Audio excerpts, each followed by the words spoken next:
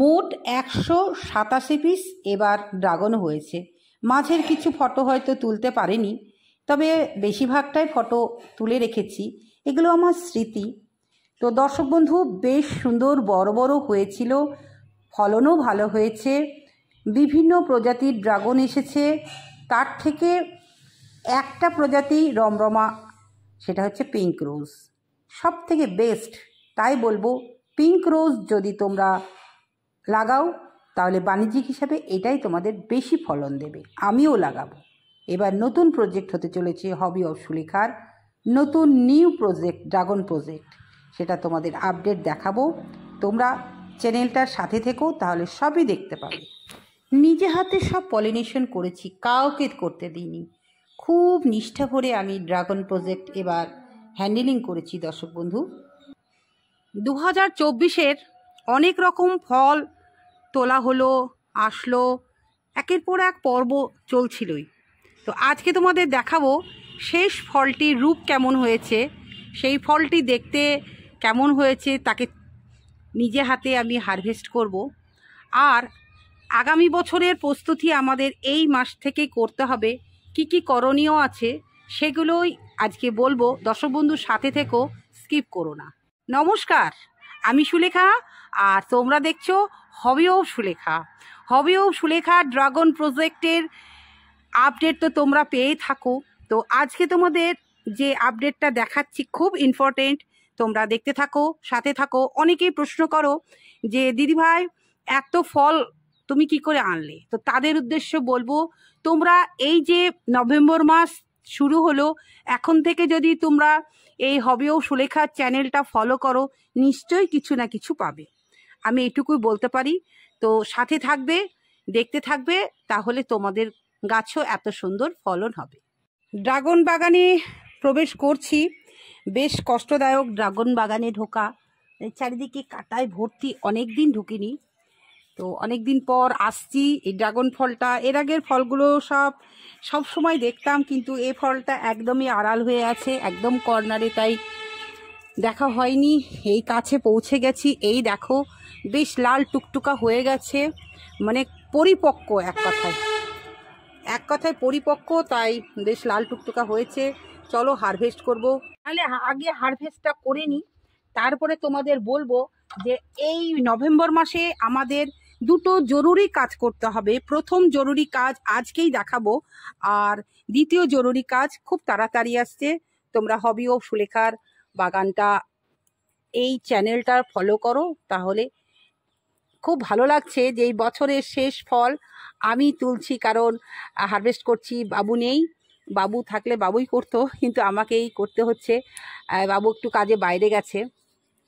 বেশ সুন্দর হয়েছে, পরিপক্ক, খুবই সুন্দর, খুব সুন্দর, হাতে দিয়ে ভীষণই ভালো লাগছে। মোটামুটি 300 গ্রাম, 250 থেকে 300 এবার আমার ড্রাগনের ওজন হয়েছে। ভীষণই ভালো লাগছে দর্শক বন্ধু। নিজের গাছের ফল এর মতন আর মিষ্টি নেই, তবে একদম পূর্ণ পরিপক্ক ফল। দর্শক বন্ধু, 2 মাস কি 2.5 মাস আগে এই যে দেখো নতুন গাছ লাগিয়েছিলাম, তো চারা কুশি বেরিয়ে গেছে।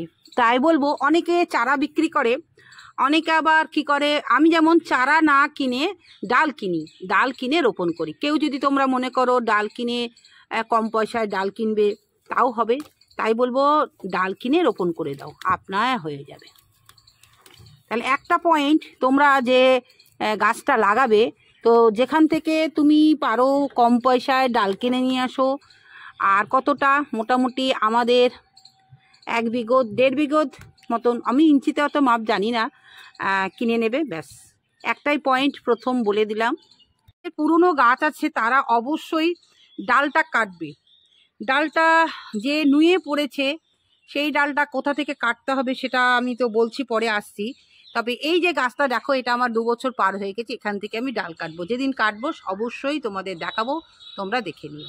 তো আমাদের কাটারিটা নিতে হবে, আর স্যানিটাইজ করতে হবে। অবশ্যই স্যানিটাইজ না করে কোনো কাজ করবে না, কারণ ড্রাগনের কাণ্ডর পচা রোগ হতে পারে। তার জন্য বলবো অবশ্যই স্যানিটাইজ করে নেবে। স্যানিটাইজ না করে কোনো সময় কাটারি ইউজ করবে না। স্যানিটাইজ করা হয়ে গেল।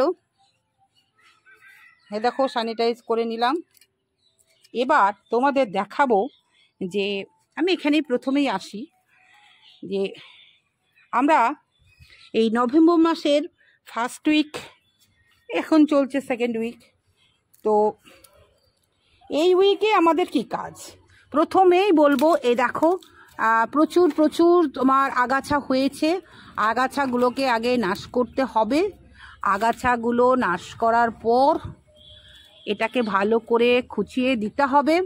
তারপরে 7 দিন পর আমি খাবার দেবো। কি খাবার দেবো অবশ্যই তোমাদের বলবো, কারণ এই মাসে যদি আমি হেভি খাবার না দিই তাহলে কিন্তু মার্চে ফুল আসবে না। তাই দর্শক বন্ধু বলবো আমি, এইখানে যে দেখছো একদম গোড়া থেকে যে গাছগুলো কাণ্ডগুলো বেরোবে অবশ্যই কেটে দেবে। প্রত্যেকটা গাছের কাছে যাবে এবং গোড়া থেকে যে ছোট ছোট কুশিগুলো বেরিয়েছে অবশ্যই কেটে দেবে। অবশ্যই না কাটলে কি হবে, তুমি যখন খাবার দেবে তখন এই দেখো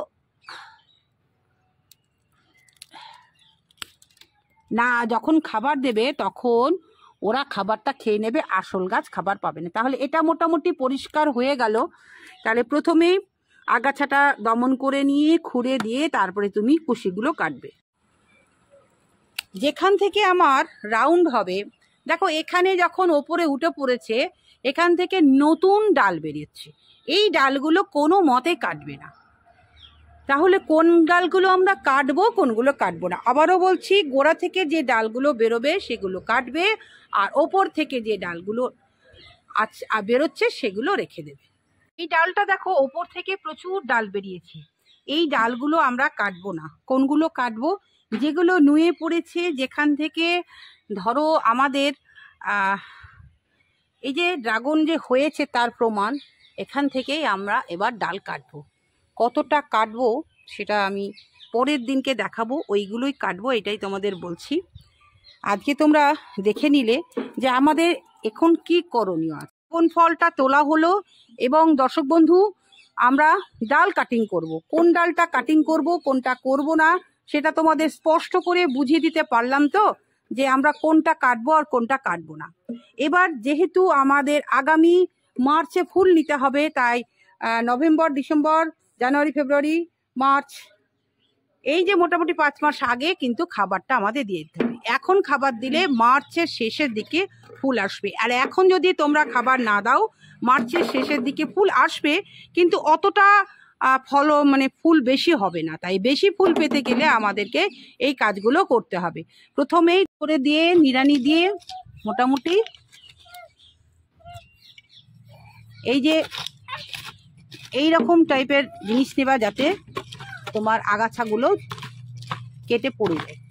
নিয়ে তারপরে নিড়ানি দিয়ে মাটিটাকে খুশে দিতে হবে যাতে বাতাসটা ভালো করে চলাতে হয়। এই খুশে দেওয়ার প্রায় 7 দিন পর খাবার দিতে হবে। কি খাবার দেব অবশ্যই আপডেট থাকছে, তোমরা সাথে থাকো, এরপরে দেখতে থাকো। ফিরে আসবো কি হার্ডি খাবার দেব, তোমরা সাথে থাকো,